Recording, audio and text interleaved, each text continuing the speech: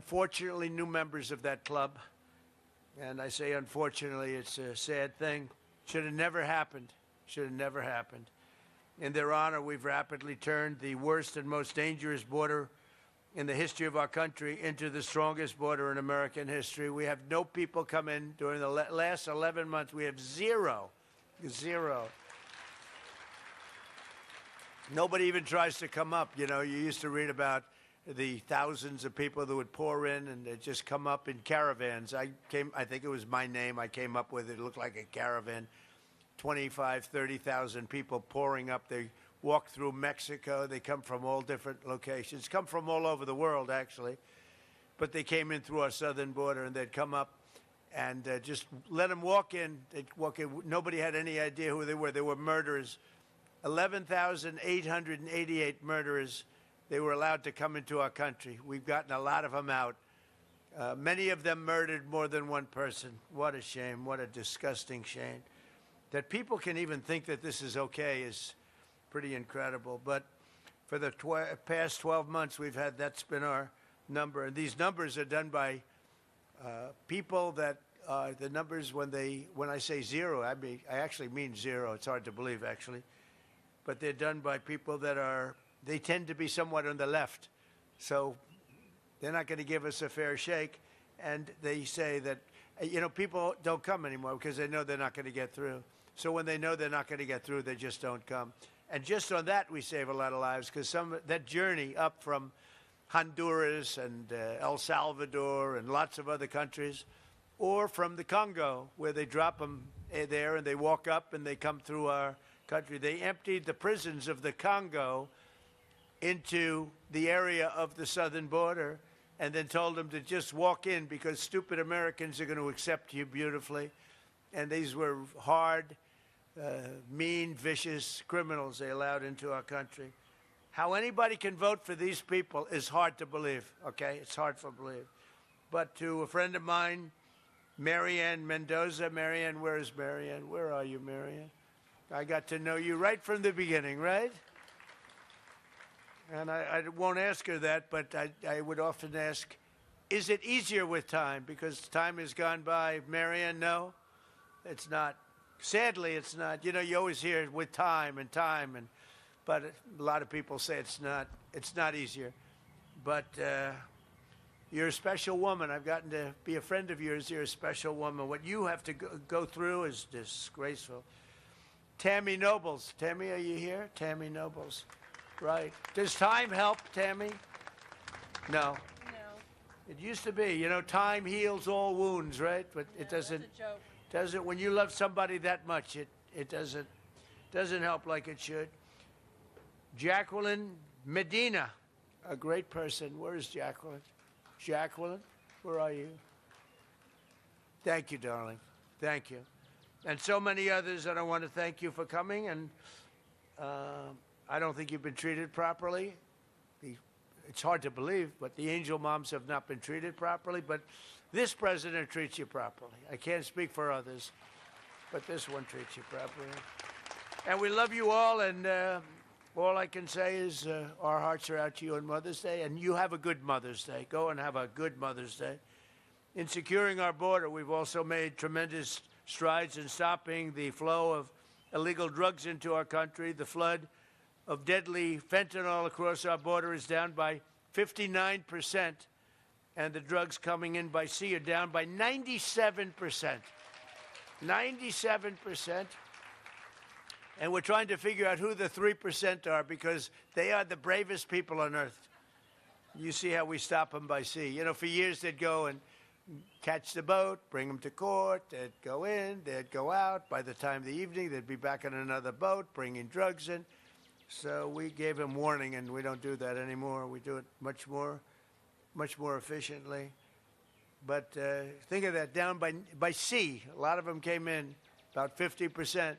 It's down 97. Now we've started a very strong, the sea was more difficult, and now we've started land, and you'll see it coming down. It's come down a lot, but you'll see it coming down. And they come through Mexico for the most part. We have a problem because the cartels rule Mexico, and nobody else. The cartels, they just rule it, And, you know, we lose 200,000 people a year through this poison that pours into our country.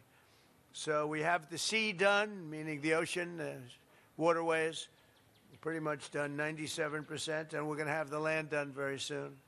I want to thank the brave moms fighting the epidemic of drug addiction here, and this afternoon, including Ann Funder. Ann, you here someplace? Ann Funder does a great job. Wow, good. That's a great job you do, Ann. Stephanie Rowe. Stephanie, thank you. Thank you, Stephanie. Thank you. Behind the cameras there, Stephanie. Thank you very much. And a friend of mine, Jackie Siegel, who's a great mom, great mother. Thank you, Jackie. I've known her for a long time. She looks better now than she did 20 years ago, right? Thank you very much, Jackie. Last summer, it was my great honor to sign the Halt Fentanyl Act into law, and we'll never give up on that mission for ending the drug epidemic in America. We've come a long way, though. We've stopped massive amounts of drugs from coming in. This afternoon, we're also joined by some of the most extraordinary mothers our nation has ever produced, our cherished Gold Star moms. These are Gold Star moms. These mothers raised up children so selfless and so devoted that they volunteered to wear the uniform of our nation and laid down their lives for all of us. One of those mothers is Janice Chance. Janice, where's Janice? Thank you. Thank you, Janice. Hi, you look great. That's a beautiful hat. Thank you, Janice. Who lost her son, Marine Captain Jesse Melton, and I heard he was an outstanding. They give me lists and they tell me about people. You know, they said that Jesse was outstanding, Janice. They have the word outstanding. Thank you for being here. Just before he went to Afghanistan in 2008, Jesse told his mother, "Mom, I want to go change the world and make it an even better place. I want to make it a better place, Mom." Just before his 30th birthday, even though he had the day off, Jesse volunteered to take the place of a fellow Marine, and that of his brother-in-arms could be present for the birth of a daughter. That day, Jesse gave his life for our country. Jesse was struck down that day by helping somebody else.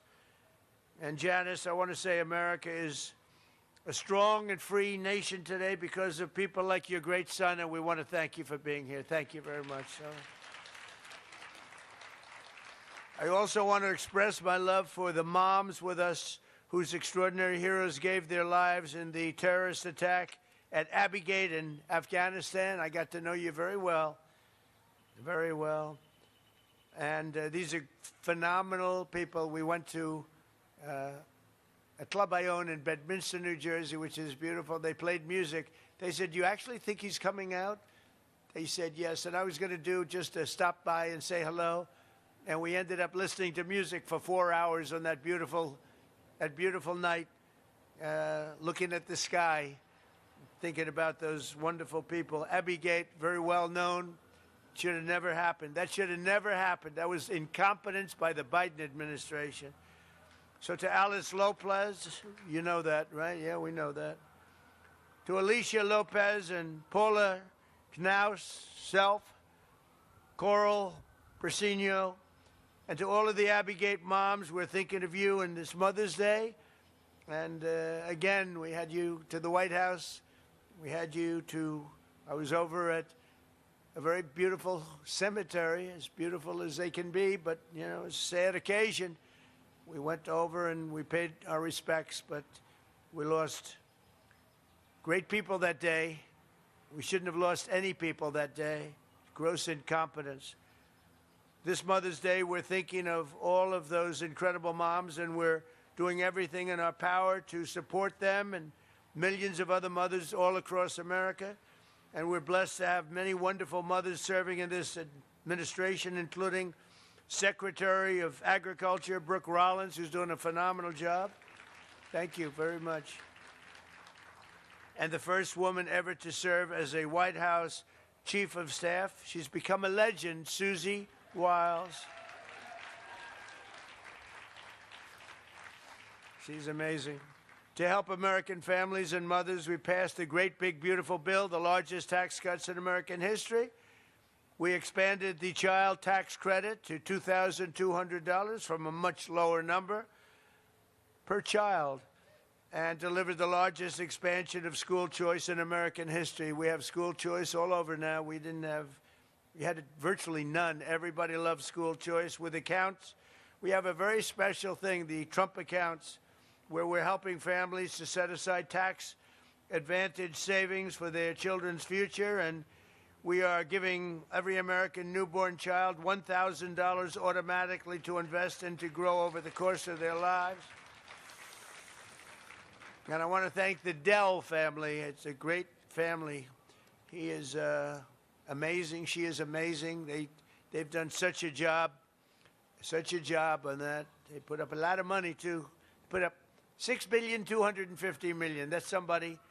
And he started making computers on his bed in college and selling them because they were better than other IVF, cutting regulatory battles and barriers and fighting to bring down the cost of living so that more Americans can pursue the dream of, and it's a dream of living just a good life, maybe a great life. We cut drug prices now with the favored nations, most favored nations. We cut them by 70, 80, 90%. You could say 500%, 600, depending on the way you phrase the statement. But we now play, when I was here, this was a big ambition. Right at the beginning, I was able to cut them a little bit, but I didn't cut them. I cut them more than anybody else, which was a little bit, because for 28 years, drug prices and prescription drugs only went in one direction. And when I came back, we now did something that everybody said was impossible. Favored nations.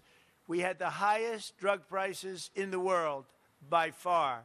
Now we have the lowest drug prices in the world. Can you imagine? So we cut them by 50